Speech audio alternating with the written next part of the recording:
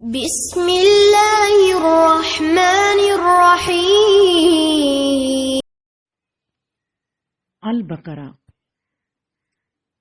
آیت نمبر 158۔ اللہ کے فضل و کرم سے تلاوت کرتی ہوں۔ اعوذ باللہ من الشیطان الرجیم، بسم اللہ الرحمن الرحیم۔ ان الصفا والمروۃ من شعائر اللہ فمن حج البیت او اعتمر فلا جناح علیہ ان یطوف بہما ومن تطوع خیرا فإن اللہ شاکر علیم۔ انا بے شک الصفا صفا والمروۃ اور مروہ من شعائر اللہ اللہ کی نشانیوں میں سے ہیں۔ فمن پس جو کوئی حج کرے البیتا بیت اللہ کا او اعتمرا یا عمرہ کرے فلا تو نہیں جناح کوئی گناہ علیہ اس پر ان یہ کہ یطوفا کہ وہ طواف صحیح کرے بہما ان دونوں کا، ومن اور جو کوئی تطوع خوشی سے کرے خیرن کوئی نیکی فإن اللہ تو بے شک اللہ شاکر قدردان ہے، علیم اور جاننے والا ہے۔ اللہ سبحانہ و تعالیٰ فرماتے ہیں صفا اور مروہ اللہ تعالیٰ کی نشانیوں میں سے ہیں۔ بیت اللہ کا حج اور عمرہ کرنے پر ان کا طواف کر لینے میں بھی کوئی گناہ نہیں۔ اپنی خوشی سے بھلائی کرنے والوں کا اللہ قدردان ہے اور انہیں خوب جاننے والا ہے۔ اب دیکھیں، تھوڑی سی بات آپ سے پہلے تعلیم کے بارے میں ہو جائے، کیونکہ اس آیت میں اللہ بہترین تعلیم ہمیں فرما رہے ہیں۔ ہر تعلیم کی کامیابی کے لیے 3 چیزوں کی ضرورت ہوتی ہے۔ نمبر 1 نصاب تعلیم، نمبر 2 معلم یعنی استاد، اور نمبر 3 تعلیم گاہ۔ تینوں ہی چیزیں جتنی معیاری ہوں گی تعلیم اتنی ہی صحیح ہوگی۔ اسلام نے ان تینوں ضرورتوں کو بہترین طریقے سے پورا کیا ہے۔ غور کیجئے کہ نصاب تعلیم بہترین ہو کہ اس سے قوم کے بچوں میں حس و بیداری پیدا ہوگی، جوش و ولولہ عمل سے قوم زندہ ہو جائے گی اور جذبہ قومیت و وطنیت ہر شخص میں نظر آئے گی۔ اسلام نے قرآن کریم کو نصاب تعلیم تجویز کیا ہے، یعنی ہمارا نصاب کیا ہے؟ قرآن پاک۔ فرمایا لا یاتہ الباطل من بین یدیہ ولا من خلفہ تنزیل من حکیم حمید۔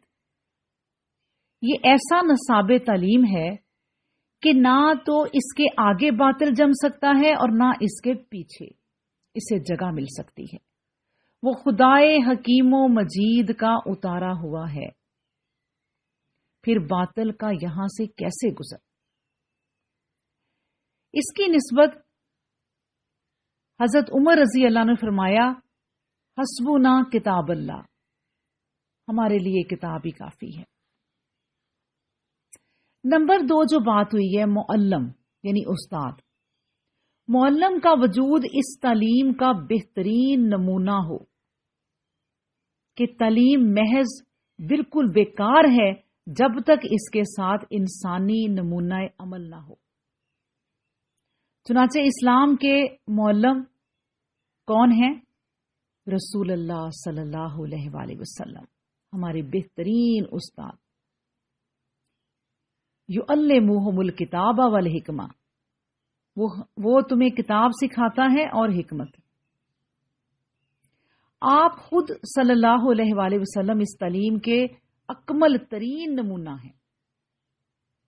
لقد کان لکم فی رسول اللہ اسوۃ حسنہ، بے شک رسول اللہ صلی اللہ علیہ وآلہ وسلم کی زندگی میں ان لوگوں کے لیے پیروی اور اتباع کا ایک بہترین نمونہ ہے۔ یہی وجہ ہے کہ وَإِنَّكَ لَعَلَىٰ خُلُقٍ عظیم، یعنی سیدہ عائشہ صدیقہ رضی اللہ عنہ فرمایا کہ کانا خلق القرآن، رسول اللہ صلی اللہ علیہ وسلم کا خلق قرآن کریم ہے۔ تعلیم کا اب بات رہ گئی تعلیم گاہ کی، تو تعلیم گاہ ایسی ہو جس کی روایات شاندار ہوں اور جس کی تربیت نے بہترین افراد امت پیدا کیے ہوں۔ اسلام کی درسگاہ حریت یہی بیت اللہ ہے جس میں آنے کی ہر مسلمان کو دعوت دی۔ وَلِلَّهِ عَلَى النَّاسِ حِجُّ الْبَيْتِ مِنِ اسْتَطَاعَ إِلَيْهِ سَبِيلًا۔ تہذیب اخلاق کے باب میں، تہذیب اخلاق کے چیپٹر میں جن جذبات صحیحہ کی تعلیم دی گئی، ان کی تربیت و تکمیل کے لیے فرمایا کہ صفا اور مروہ کا طواف کر لیا کرو، یعنی صفا و مروہ کے درمیان سعی ایک مفید عمل ہے کہ کثرت کار اور والہانہ مشق کی بنا پر ہر وقت ابراہیم علیہ السلام اور اسماعیل علیہ السلام کے مقامات اور تعمیر بیت اللہ کے اعمال یاد آتے رہیں، اور بتدریج وہی اخلاق و جذبات جڑ پکڑیں گے جو ان دونوں بزرگوں کے اندر موجود تھے۔ سیدنا ابراہیم علیہ السلام نے اس گھر کی بنا اس لیے ڈالی تھی کہ اس جگہ مجاہدین فی سبیل اللہ تیار ہوں جو پوری دنیا اسلام کے غازی ہوں۔ اس لیے سپاہیانہ زندگی کے لوازمات کی تکمیل بھی اس جگہ ہو سکتی ہے۔ ہم آگے چل کر پڑھیں گے اسی صورت میں سورہ بقرہ میں احکام حج کے بارے میں، اس کے ساتھ جہاد کے فرائض کا بھی تذکرہ ہے آگے جا کر۔ اگر قرآن کریم کی آیات کریمات باہم دیگر مربوط و مسلسل ہیں تو وہاں اس کے سوا اور کوئی معنی ہو ہی نہیں سکتے کہ حج اور جہاد کا آپس میں کوئی نہایت ہی گہرا تعلق ہے۔ جو لوگ اس کا بار بار طواف کر کے اپنے جذبات صحیحہ کی تکمیل کریں گے، اللہ تعالیٰ ان امتیازات کو ضائع نہیں کرے گا، بلکہ صحیح موقع پر ان سے کام لے گا۔ اور وہ موقع کون سا ہوگا، اس کو اللہ کے سوا دوسرا کوئی نہیں جانتا۔ دیکھیں، جب میدان جنگ میں مسلمانوں اور کافروں کی صفیں آراستہ ہوں گی، کامیابی کے لیے صبر و استقامت و عزم و استقلال کی ضرورت ہوگی، اس وقت مسلمان دعا کریں گے، ربنا افرغ علینا صبرم وثبت اقدامنا وانصرنا علی القوم الکافرین، کہ اے اللہ، اے ہمارے رب، صبر کے جام ہم پر اڈھیل دے کہ ہم عزم و ثبات سے سراب ہو جائیں اور ہمارے قدم میدان جنگ میں جما دے، پھر ایسا کر کے منکرین حق کے گروہ پر ہم فتح مند ہو جائیں۔ آمین۔ اس وقت ان جذبات صحیحہ سے کام لیا جائے گا۔ صفا اور مروہ بیت اللہ کے قریب دو پہاڑیاں ہیں جن کے درمیان دوڑنا سعی یا طواف صفا و مروہ کہلاتا ہے۔ کبھی تو وہ دونوں فی الواقعہ پہاڑیاں تھیں، لیکن اس وقت محض چٹان کی سی معمولی بلندیاں رہ گئی ہیں۔ صفا حرم شریف کی داہنی جانب اور مروہ بائیں جانب ہیں۔ دونوں کے درمیان تقریباً 493 قدم کے قریب ہے فاصلہ۔ صفا کے معنی صاف پتھر یا چٹان کے ہیں اور مروہ کے معنی سفید نرم پتھر کے ہیں۔ شعائر اللہ یعنی قدرت الہی کی نشانیاں ہیں یہ، یا علامتیں، یعنی مناسک حج میں سے یہ ہیں۔ اللہ اکبر. دیکھیں ذوالحجہ کی مقررہ تاریخوں میں بیت اللہ کی جو زیارات ماں احکام زیارت کی جاتی ہیں اس کو حج کہتے ہیں، اور ان تاریخوں کے سوا دوسرے دنوں میں جو زیارت کی جاتی ہے وہ عمرہ کہلاتی ہے. اور دونوں کے احکامات کی تفصیل ہم اچھی طرح انشاءاللہ تعالی آگے سورۃ بقرہ میں ہی پڑھیں گے. اب یہاں مختصر یہ ہے کہ حج عبادات اسلامی کا چوتھا رکن ہے، یعنی چوتھا فریضہ ہے. امت کے ہر فرد پر خواہ وہ دنیا کے کسی علاقہ کا باشندہ ہو، بے ہی شرط استطاعت و صحت و امن، راہ اور زیادہ راہ کے، یعنی یہ چیزیں اس کے پاس ہوں تو پھر وہ عمر میں ایک بار اس پر فرض ہے. گویا دنیا اسلام کی بین الاقوامی سالانہ کانفرنس ہوتی ہے یہاں پر. اللہ اکبر. ایک جگہ اللہ سبحانہ و تعالیٰ فرماتے ہیں کہ یا ایھا الذین آمنوا لا تحلوا شعائر اللہ ولا اشہر الحرام ولا الہدی ولا القلائد ولا امین البیت الحرام یبتغون فضلا من ربہم ورضوانا. یعنی مسلمانوں، شعائر اللہ کی یعنی خدا پرستی کی مقررہ کی ہوئی نشانیوں اور آداب اسلامی کی بے حرمتی نہ کرو، اور نہ ان مہینوں کی بے حرمتی کرو جو حرمت کے مہینے ہیں، اور نہ حج کی قربانی کی، نہ ان جانوروں کی جن کی گردنوں میں بطور علامت کے پٹے ڈال دیے ہیں. نیز ان لوگوں کی بھی بے حرمتی نہ کرو، یعنی ان کی راہ میں رکاوٹ نہ ڈالو اور انہیں کسی طرح نقصان نہ پہنچاؤ جو بیت حرام یعنی کعبہ کا قصد کرتے ہیں اور اپنے پروردگار کا فضل اور اس کی خوشنودی ڈھونڈتے ہیں. اللہ اکبر. اچھا، میں آپ کو یہ بھی بتا دوں کہ حضرت عائشہ رضی اللہ عنہا سے حضرت عروہ رحمۃ اللہ علیہ دریافت کرتے ہیں کہ اس آیت سے تو ایسا معلوم ہوتا ہے کہ طواف نہ کرنے میں بھی کوئی حرج نہیں. یعنی اللہ سبحانہ و تعالیٰ فرماتے ہیں نا کہ ان کا طواف کر لینے میں بھی کوئی گناہ نہیں، تو اس لیے انہوں نے یہ بات پوچھی. آپ نے فرمایا عائشہ رضی اللہ عنہا نے کہ مشلل ایک جگہ کا نام ہے جس کے پاس منات بت تھا. اسلام سے پہلے انصار اسے پوچھتے تھے اور جو اس کے نام لبیک پکار لیتا وہ صفا و مروہ کے طواف کرنے میں حرج سمجھتا تھا.